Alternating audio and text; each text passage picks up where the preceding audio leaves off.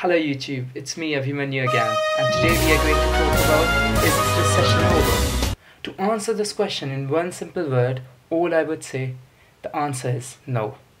The recession is not over. If you think that you have seen the worst, I must warn you, the worst is yet to come.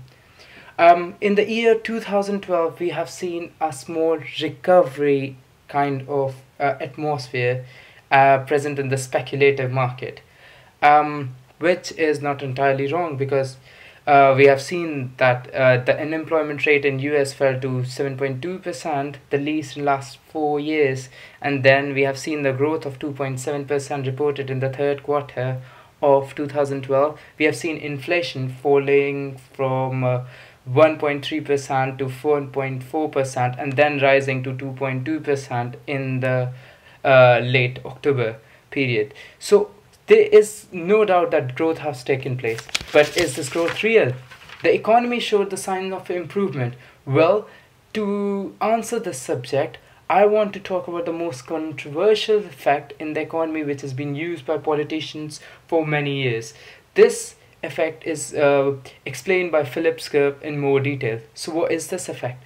This effect is during the time of elections, the government tries to create a false demand by rising government spending. What does government spending do? If we look into the component of GDP, then we would see that consumption plus government spending plus investment plus net export minus import plus inventory. So if government spending rises and unemployment falls.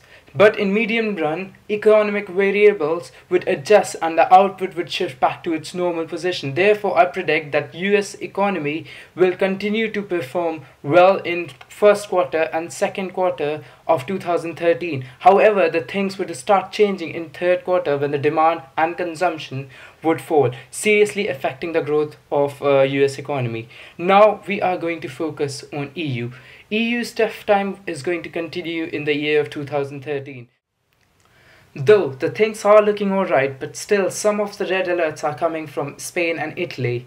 Though Spain and Italy won't end up like Greece, but still there are lot of things going around in EU which would affect all the demand and supply throughout the Europe. We would see the impact of these countries on the whole EU, especially on UK and Germany, whose goods demand in the Western world would be affected. Now I'm going to talk about China. Since Chinese economy is export oriented and due to fall in demand in Western world, this has seriously impacted the growth of China during the fiscal year of 2012. But however, the economic aspect of rise in growth in Western world suggests that the growth in China would increase in the fourth quarter of 2012. This growth would continue for the quarter 1 and quarter 2 of 2013. Finally, there would be a fall in 2013 since the demand in US and Western world would also fall because the economic variables would adjust to the natural growth rate. So we would see that there would be a fall in growth reported in China in quarter 3rd, but this would be brought back to its natural rate in quarter 1st of 2014 when the government would do quantitative easing or would rise its investment further in infrastructure and technology.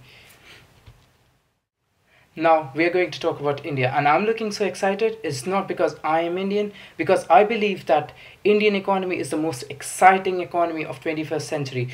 Basically, I can describe Indian economy as a champagne bottle. Imagine a champagne bottle which has been shaken for many years, and now this champagne is waiting to rupture and cover the whole world with its rupture. But as we know, for all economic growth, economies have to suffer, and this is a testing time for Indians. The country is being plagued with corrupt bureaucracy, uncertain political condition, large budget deficit, which has brought the country's growth from 9.2% to 5.5% growth. With uncertainty present in the economic environment, it is hard to predict anything. But the enthusiasm and the hard work of Indians, nothing is impossible. But if you look into the economic aspect, the things seem that they would improve in the year 2013. Since India imports 70% of its crude oil from outside Western world, this means that the budget deficit, the large budget deficit in India has been created due to the rise of oil prices. Once these oil prices are going to subsidize, the budget deficit would fall. This fall in budget deficit would give the government an opportunity to provide some subsidies on food prices, which would in turn control the inflation. When this inflation would be controlled, RBI, the Reserve Bank of India, would be reducing its interest rate by at least 400 to 500 base point. The fall in interest rate would encourage investment, not from India but for all the world. We have calculated the growth rate for Q1 of 2013 would be 6.1%, Q2 would be 6.7%, Q3 would be 7.1%, Q4 would be 7.5% in 2013. And then it would be returning back to its natural rate of 8.1% in the Q2 of 2000. Said before, I am going to talk about some investment opportunities in 2013.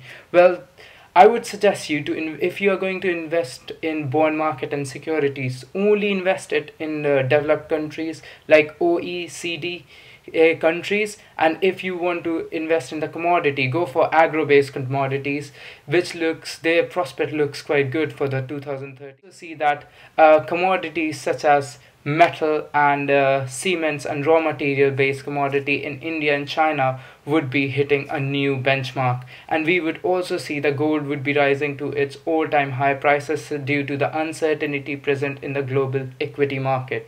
Equity in Indian IT firms are the gold stake and seems to be the best investment if you're looking to invest in IT firms based in India. Gentlemen, thank you for listening my video. I hope you enjoyed it. Do leave your comment. I really appreciate them. Thank you very much.